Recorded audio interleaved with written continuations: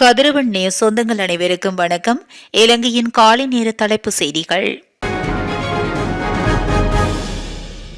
உள்ளூராட்சி மன்ற தேர்தல்கள் தொடர்பான விசேட ஏற்பாடுகள் சட்டமூலம் மீதான விவாதத்தை எதிர்வரும் பிப்ரவரி மாதம் 6ஆம் தேதி முன்னெடுப்பதற்கு நாடாளுமன்ற அலுவல்கள் பற்றிய குழு கூட்டத்தில் தீர்மானிக்கப்பட்டுள்ளது.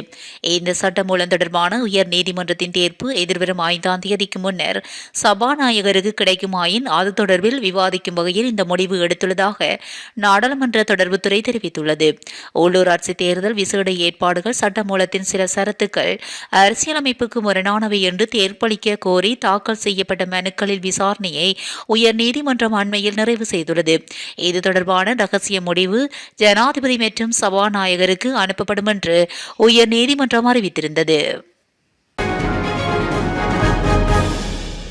கிளிநொச்சி கண்ணகி நகர் பகுதியில் குளவிக்கோட்டுக்கு இலக்கான 16 பேர் வைத்தியசாலையில் அனுமதிக்கப்பட்டுள்ளனர். குளவிக்கோட்டுக்கு இலக்கான 16 பேரும் தருமபுரம் பிரதேச வைத்தியசாலையில் அனுமதிக்கப்பட்ட நிலையில் அவர்களில் ஒருவர் ஒவ்வாமை ஏற்பட்டமையினால் கிளிநொச்சி மாவட்ட வைத்தியசாலைக்கு மாற்றப்பட்டுள்ளதாக வைத்தியசாலை தகவல்கள் தெரிவிக்கின்றன.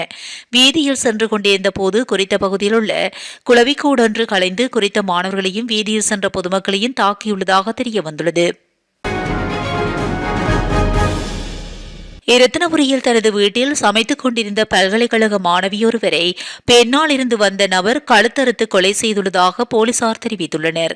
குறித்த சம்பவம் நேற்றைய தினம் அலபட போலீஸ் எல்லைக்குட்பட்ட தெல்லப்பட பிரதேசத்தில் இடம்பெற்றுள்ளது. இந்த சம்பவத்தின் போது கலனி பல்கலைக்கழகத்தில் கல்வி கற்கும் 29 வயதுடைய தெல்லப்பட பிரதேசத்தை சேர்ந்த யுவதியே உயிரிழந்துள்ளார். இதன்போது கொலையாளி சம்பவ இடத்திலேயே விஷம் குடித்து விட்டு ஓடிய போது அருகில் இருந்த வயலில் நிலை தடுமாறி விழுந்துள்ளார். இதனையடுத்து கிராம மக்கள் அவரை இரத்தினபுரி வைத்தியசாலையில் சிகிச்சைக்காக அனுமதித்துள்ளனர். 32 வயதுடைய குறித்த இளைஞன் மாணவியின் சக மாணவன் என்பதோடு அனுராதபுரம் பகுதியை சேர்ந்தவர் ஆவார். கொலை சம்பவம் இடம்பெற்ற போது மாணவியின் தாயார் வீட்டில் வேறு வேலை செய்து கொண்டிருந்ததாகவும் தந்தை வெளியில் சென்றிருந்ததாகவும் விசாரணையில் தெரியவந்துள்ளது. இந்நிலையில் சம்பவம் தொடர்பான மேலதிக விசாரணைகளை போலீசார் மேற்கொண்டு வருகின்றனர். உலக சந்தையில் எரிவாயு விலைகள் ஏற்ற இறக்கமாக இருந்தாலும் பிப்ரவரி மாதத்தில் பொதுமக்களுக்கு மிகவும் மலிவு விலையில் எரிவாயுவை வழங்க நடவடிக்கை எடுக்கப்படும் என லாப்ஸ் எரிவாயு நிறுவனம் தெரிவித்துள்ளது.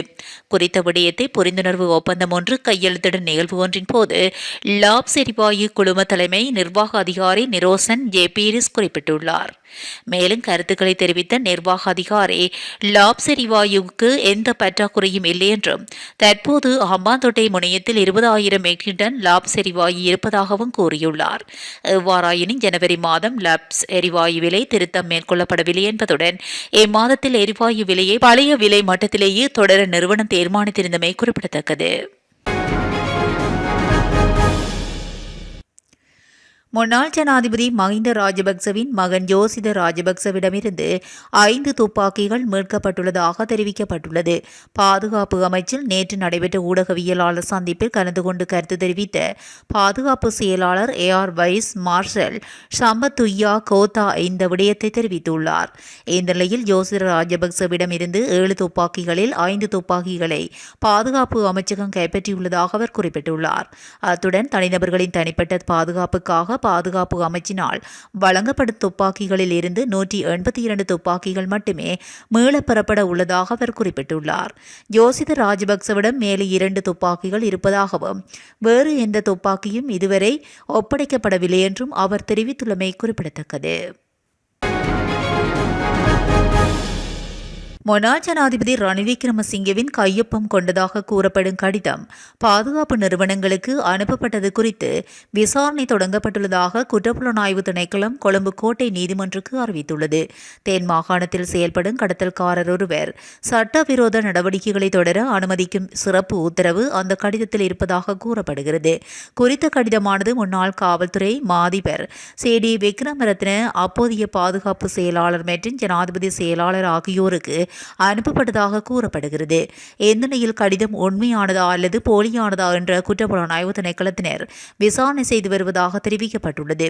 சந்தேகத்துக்குரிய கடிதமானது மாத்தறை தபால் அலுவலகம் வழியாக அனுப்பப்பட்டுள்ளதாக தெரியவந்துள்ள நிலையில் முன்னாள் காவல்துறை அதிபர் விக்ரமரத்னவும் இந்த விவகாரம் குறித்து உள்ளக விசாரணைக்கு உத்தரவிட்டுள்ளதாக கூறப்படுகிறது.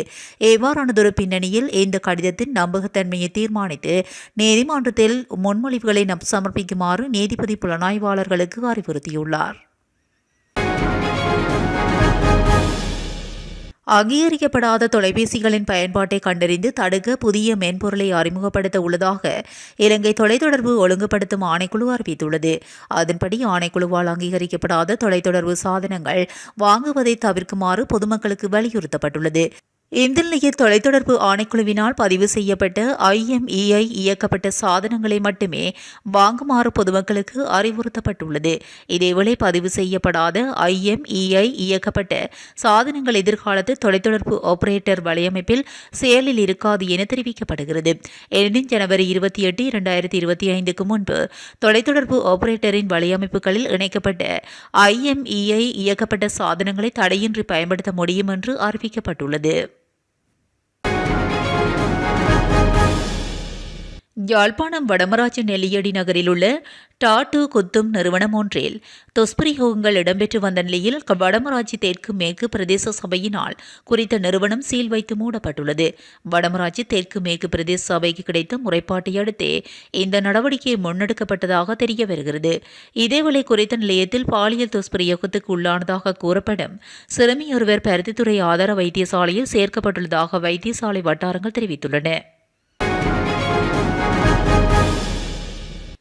2024ஆம் ஆண்டுக்கான காப்போதா சாதாரணதர பரீட்சைக்கான நேர அட்டவணை இலங்கை பரீட்சை திணைக்களத்தால் வெளியிடப்பட்டுள்ளது.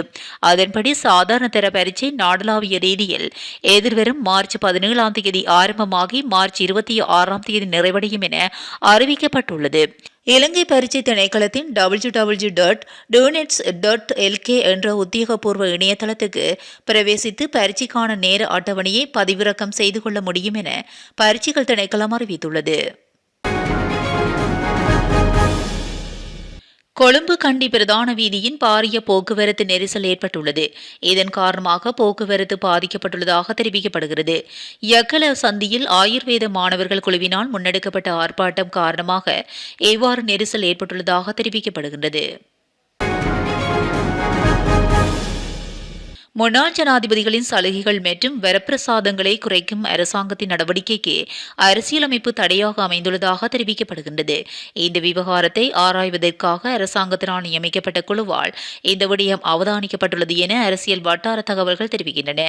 ஜனாதிபதி அனுரகுமார திசநாயக்கா கடந்த ஆண்டு தேர்தல் பிரச்சாரத்தின் போது வாக்குறுதியளித்தபடி தேவையற்ற செலவுகளை குறைக்கும் முயற்சிகளில் ஈடுபட்டுள்ளது.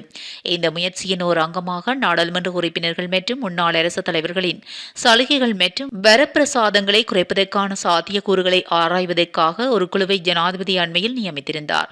எவ்வாறாயினும் முன்னாள் அரசு தலைவர்களுக்காக ஓய்வூதியம் போன்ற சில சலுகைகளை அரசியலமைப்பு திருத்தம் இல்லாமல் குறைக்கவோ அல்லது அகற்றவோ முடியாது என்று குழு கண்டறிந்துள்ளதாக தெரிவிக்கப்படுகின்றது.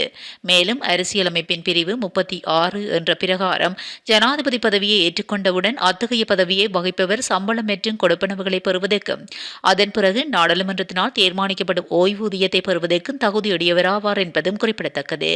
இந்த சரத்துக்களின் எந்தவொரு திருத்தம், ரத்து அல்லது மாற்றுதல் மற்றும் இந்த சரத்துக்களுக்கு முரணான எந்தவொரு சட்டமும் அல்லது அதன் விதிகளும் பின்னோக்கி செயல்படாது என்பதும் குறிப்பிடத்தக்கது. பின்னோக்கி செயல்படும் வகையில் ஒரு சட்டத்தை இயற்றுவது அரசாங்கத்துக்கு சவால் மிக்கதாக அமைந்துள்ளது. எனவே ஜனாதிபதியின் உரிமை சட்டத்தின்படி முன்னாள் ஜனாதிபதிகளுக்கு வாடகை இல்லாமல் பொருத்தமான வீடுகள் வழங்கப்பட வேண்டும் என அரசியல் அமைப்பில் குறிப்பிடப்பட்டுள்ளது. முன்னாள் ஜனாதிபதி மஹிந்த ராஜபக்சவுக்கு ஒதுக்கப்பட்டுள்ள தற்போதைய வீட்டின் வாடகை பெறுமதி அரசாங்க மதிப்பீட்டின்படி 4.6 மில்லியன் ரூபாய் என அண்மையில் ஜனாதிபதி குறிப்பிட்டிருந்தார். இந்த கருத்தை தொடர்ந்து முன்னாள் ஜனாதிபதிகளுக்கான வரப்பிரசாதங்கள் தொடர்பில் பெரும் வாத பிரதிவாதங்கள் முன்னெடுக்கப்பட்டு வருகின்றமை குறிப்பிடத்தக்கது. இத்துடன் இலங்கையின் காலை நேர தலைப்பு செய்திகள் நிறைவடைகின்றன. தொடர்ந்தும் செய்திகளோடு இணைந்திருக்க கதிரவன் நியூஸுடன் இணைந்திருங்கள். நன்றி, வணக்கம்.